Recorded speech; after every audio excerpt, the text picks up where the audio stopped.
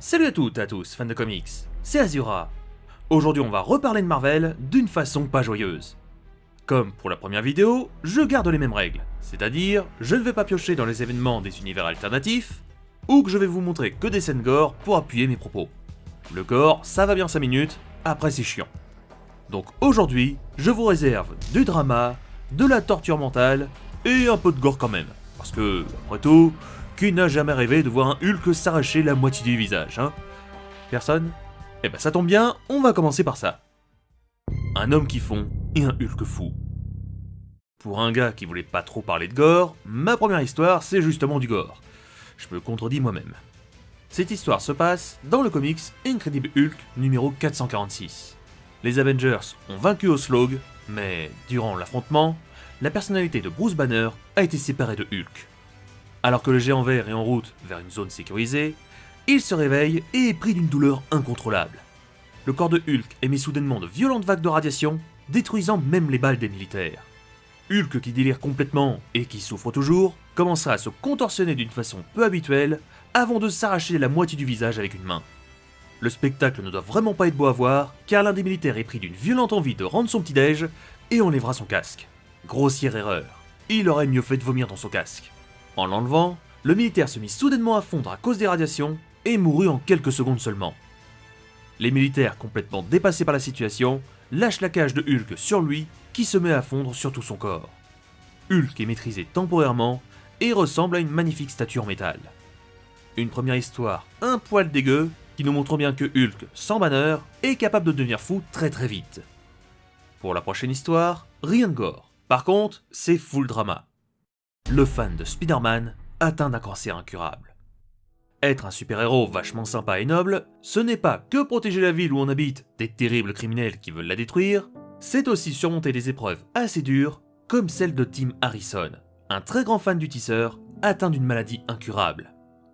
Peter va être ému par l'histoire du jeune garçon et décidera de lui faire rencontrer son idole, Spider-Man. Spider-Man apparaîtra un soir dans la chambre d'hôpital du jeune garçon qui n'en croyait pas ses yeux. Peter lui expliqua comment il était devenu Spider-Man et lui montra ses lance-toiles. À la fin de la conversation, Tim demanda à Spider-Man de lui montrer son visage.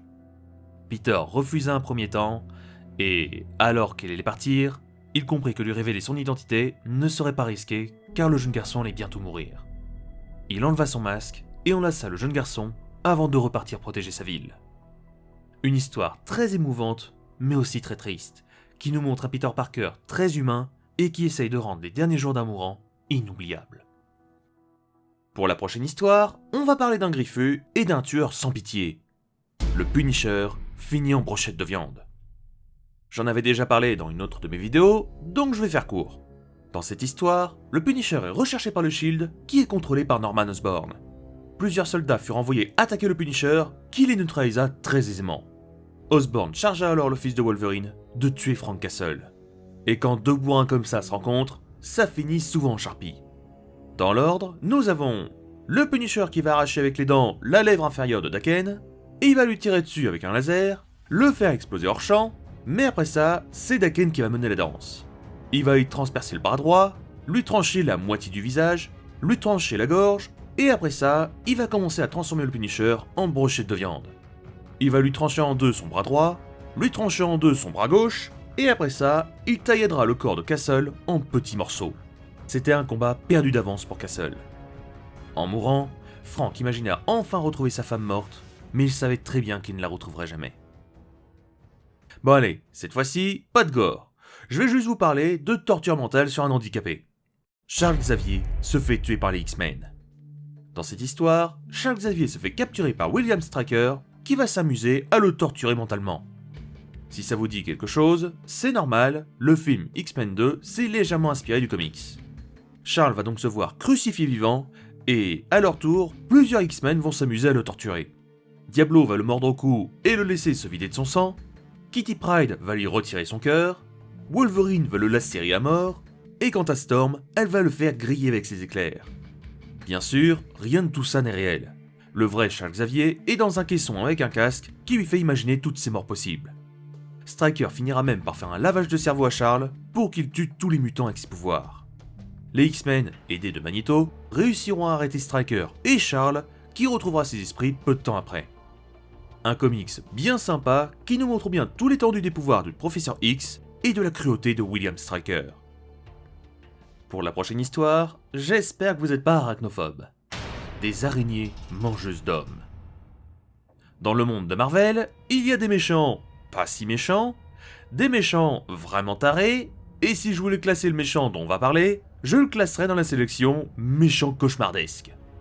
Je vous présente Carl King, un homme jaloux de Spider-Man qui a eu la magnifique idée de manger l'araignée radioactive qui avait piqué Peter Parker. Un bon matin, il aperçut plusieurs yeux rouges dans sa gorge.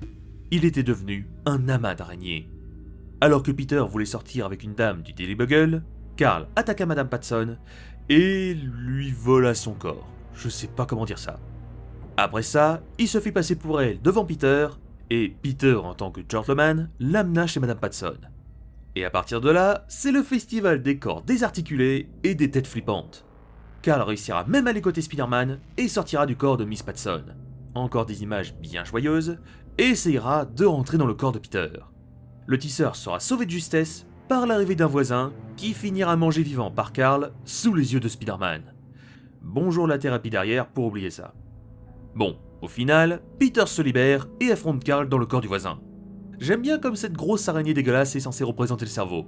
C'est charmant. Pour finir, Carl frappera un compteur électrique, ce qui le fera griller instantanément. Sauf que le cauchemar ne s'arrête pas là. Une araignée à Carl a survécu. Et alors qu'il sort d'une canalisation pour attaquer un innocent, il se fait écraser par un random. Un comics très spécial avec un des méchants de Spider-Man les plus horribles et cauchemardesques que j'ai pu voir. Pour la dernière histoire, c'est presque quelque chose qui peut arriver dans notre monde malheureusement. Une mutante se fait draguer par des voyous. Rannée Sinclair est une mutante qui n'aime pas vraiment son pouvoir et qui a du mal à le contrôler. Un jour, alors qu'elle se reposait sur un banc dans un parc, un groupe d'hommes l'accostèrent et commencèrent à la draguer. La jeune femme essaya de partir, mais l'un des jeunes attrapa son bras et continua à insister. Rannée s'énerva et hurla pour qu'on la laisse tranquille. Cependant, les voyous refusèrent et commencèrent à la bousculer et à l'insulter. Elle laissa son pouvoir prendre le dessus sur elle et se transforma en une bête et griffa l'homme qui l'avait bousculée. Rannée reprit ses esprits et s'excusa immédiatement. Cependant, les voyous bousculèrent Rannée et la frappèrent à mort. Quand Wolverine apprit ça, je vous laisse imaginer ce qu'il réserva aux voyous. Une histoire vraiment triste, car, à la base, Rannée ne voulait faire de mal à personne, et qu'avec son pouvoir, elle aurait largement pu maîtriser les voyous, mais elle préféra ne pas l'utiliser pour ne pas blesser ses agresseurs. Comme vous pouvez le voir avec ces histoires, Marvel aime bien glisser par moments des histoires émouvantes, choquantes ou juste gore. Sur la première vidéo, plusieurs personnes m'avaient proposé de faire le même thème, mais sur l'univers de DC Comics. Si ça vous intéresse, n'hésitez pas à me le dire dans les commentaires. Je vais pas vous le cacher, mais je suis tombé sur quelques petites pépites goldées lors de mes recherches sur cet épisode. Bref, quant à moi je vous laisse, et on se retrouvera très bientôt pour parler d'une jeune femme qui s'est fait mordre par une araignée radioactive.